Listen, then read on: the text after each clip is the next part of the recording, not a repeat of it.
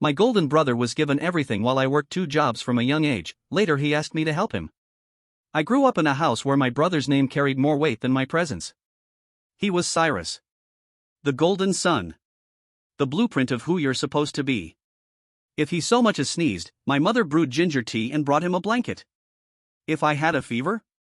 You'll be fine by morning. Take a nap. His certificates hung framed in the hallway. Mine curled in drawers under coupons and utility bills. There were no fights. No cruel words. That would have at least made it memorable. Just silence. Just me, floating somewhere between forgotten and invisible. One time, I walked into the kitchen after school. They were halfway through dinner. My chair was still tucked in. "Oh," my father said without turning from the TV. "We thought you were out." That was the rhythm. Cyrus's needs were schedules. Mine were afterthoughts. When Cyrus turned 13, he had a party that looked like a commercial. Magician. Catered food. Laughter that spilled out into the street. When I turned 16, my mom handed me $20 and asked if I could pick up napkins for Cyrus's cello recital. That moment stuck with me for years, not because it was painful, but because no one else even remembered it happened. By high school's end, it was clear. Cyrus was going places. I was supposed to figure it out on my own. He got into a private university. They hosted a celebration. People came with gifts. My father raised a toast. I quietly enrolled in community college. Took 2 part-time jobs. Didn't mention it. Didn't want the shrug. Mornings, I unloaded produce at a grocery store. Evenings, I delivered pizzas out of a car that barely started. Sometimes, I slept in that car. No gas money to get home. Just me, a backpack, and the buzz of streetlights above. There's a kind of strength you build when no one checks on you. A kind of hope that isn't loud. Mine lived in brief thoughts of an apartment with heat, or a dog that didn't care how much I made. I didn't need to be great. Just wanted peace. And still, I showed up. Classes. Shifts. My GPA wasn't stellar. But it was mine. No one could take that. Then one Tuesday changed everything. I was parked outside a dentist's office, pizza box in one hand, 2-liter bottle in the other. A sleek black car pulled in behind me. Tinted windows, polished like a mirror. The driver's window rolled down. "Nathaniel," the man asked, squinting. "Is that you?" I stared. Uncle Harris. I hadn't seen him in nearly 10 years. He was the too ambitious one of the family. My dad always said he was reckless, probably crooked. But I remembered how, when I was 9, he gave me a small metal compass and told me, "Even when people don't care where you're going, you need to know." I blinked, standing in my grease-stained polo. "Uncle Harris," I said. He chuckled. "You delivering now?" "Just part-time." His smile dipped. "This your main gig?" I nodded. 2 jobs. Classes too. He stared for a second, then pulled out a business card. "Come by my office tomorrow." No explanation. No sales pitch. Just a card with his name, title, and a quiet chance I never expected. When I got home, back to the parking lot I was sleeping in, I stared at that card like it was a ticket to another life. I didn't know if it was real. But I knew I couldn't stay where I was. The next morning, I found myself outside a building that didn't belong to people like me. Steel columns, spotless windows, a lobby so polished I could see my reflection as I stepped inside. The receptionist looked up, sharp and professional. "You must be Mr. Morley." I nodded. "Mr. Shepard is expecting you. Elevator to 18. She said it like it was routine. Like I wasn't still wearing shoes I bought secondhand. I rode the elevator in silence. Hands sweating, pulse racing. The doors opened to a floor of light and glass. Open space. Conference rooms. People who walked like they knew where they were going. Uncle Harris Shepard, stood at the end of the hall. He smiled when he saw me and extended a hand like I wasn't just family, but someone worth meeting. "Glad you came." He didn't say much at first. Poured us both coffee from a sleek machine on the side table. "So, what's your story these days?" I told him. No embellishment. Stocking produce. Delivering food. Sleeping in my car sometimes. studying when I could keep my eyes open. He didn't interrupt. Just listened. When I finished, he set down his cup. We have an internship spot. Ops and admin. It's grunt work, data sorting, onboarding support, spreadsheets. But it pays. And it gets you in the room. You interested? Yes, I said, before I even processed what I was saying. He smiled slightly. Good. Start Monday. Dress decent. And bring a notebook, you'll need it. That weekend, I went to a thrift store and bought the cleanest shirt I could find. Borrowed slacks from a friend who was taller than me. Ironed everything flat with a hair straightener in a gas station bathroom. When Monday came, I stood outside the same building, feeling like I had no right to be there. But I walked in. They gave me a badge with my name on it. Welcome to Shepherd Logistics, the front desk assistant said. No one had ever welcomed me to anything before. I met my supervisor that morning. Louis Chan. Early 30s, efficient, no nonsense. He looked me up and down. Let's be clear, he said. I don't do charity hires. I don't care who your uncle is. You produce results, or you're out. That okay? Yes, sir. Don't call me sir. Just do the work. That first week, I drowned in acronyms. ROIs. SKUs. KPIs. Everyone seemed fluent in a language I'd never learned. I stayed late just to take notes on what the acronyms meant. No one explained. So I figured it out myself. I wrote questions down. Googled in the bathroom. Practiced how to ask things without sounding clueless. Harris didn't hover. He checked in twice, each time asking. Need anything? Mostly sleep, I joked. Then you're working hard enough. In the second week, Louis gave me my first assignment, a reconciliation report across 3 departments. I made one mistake. I found it before he did. Fixed it. Resent the sheet. He walked past my desk that afternoon and said, You catch errors before I do, you might have a future here. It was the closest thing to praise I'd ever gotten from someone in charge. That night, I moved out of my car. Found a shared room above a bakery that always smelled like cinnamon and steam. Bought a used mattress from a guy on Craigslist and carried it 2 blocks by hand. When I lay down that night, the springs squeaked, but my back didn't hurt. I cried quietly. Not because I was broken. But because I wasn't. 30 days into the internship, I posted something small on LinkedIn. A photo. Just me at my desk. Smiling like someone who had slept on floors and now had a chair with wheels.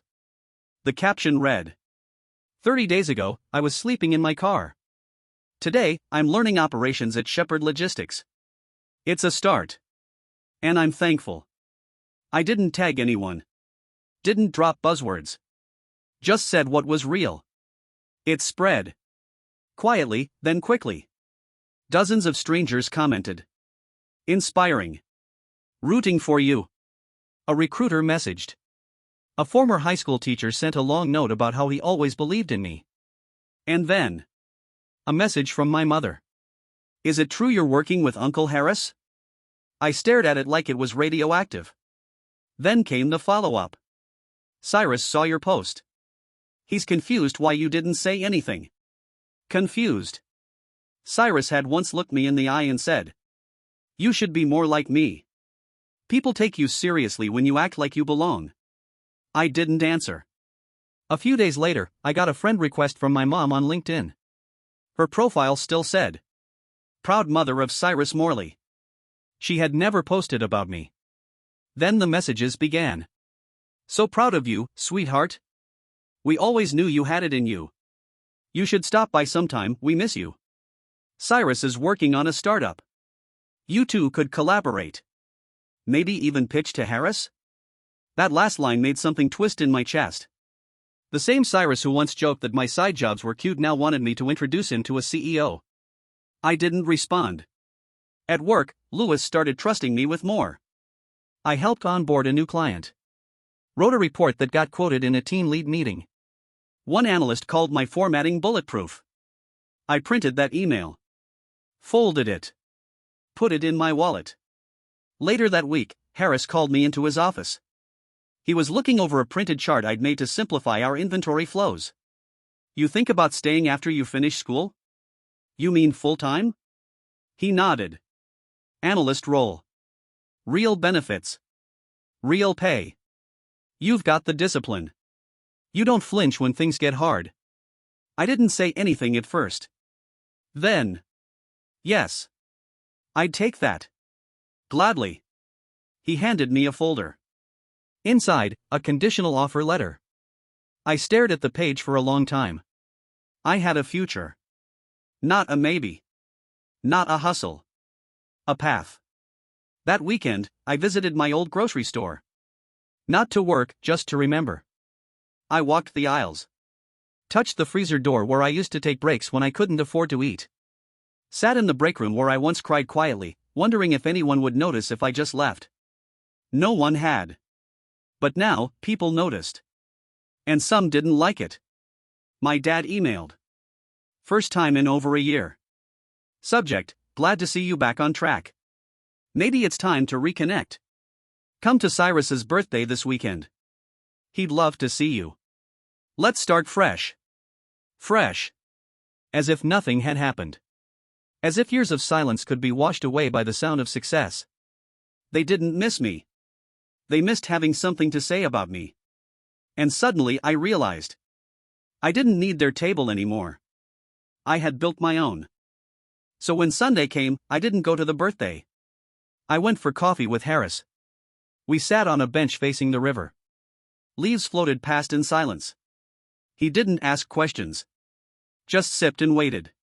After a while, he said, "You don't owe people your progress just because they ignored your pain." I nodded. I'm just starting to believe that.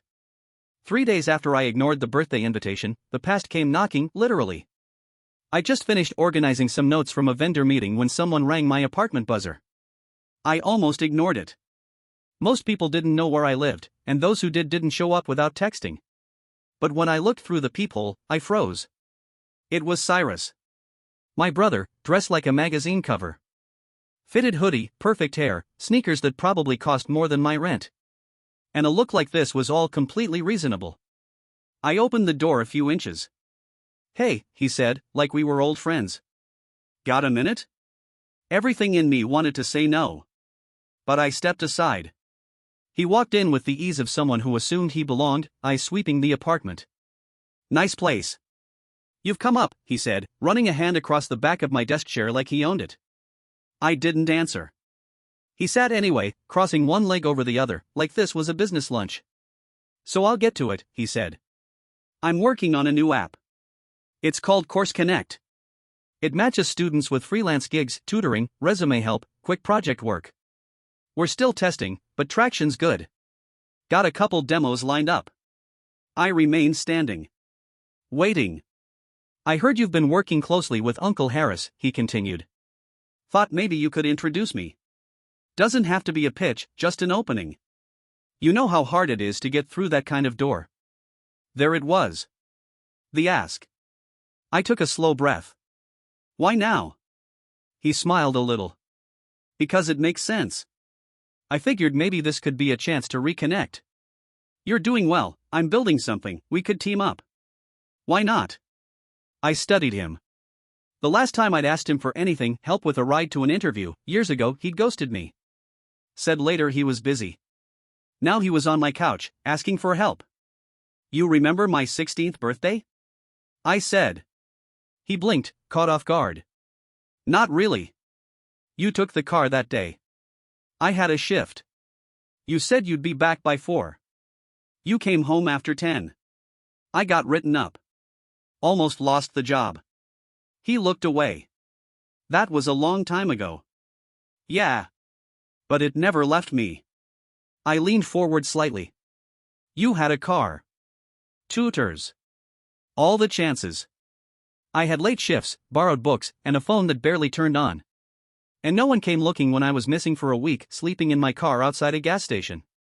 He sat still, like a student being graded. "You think this app is good?" I asked.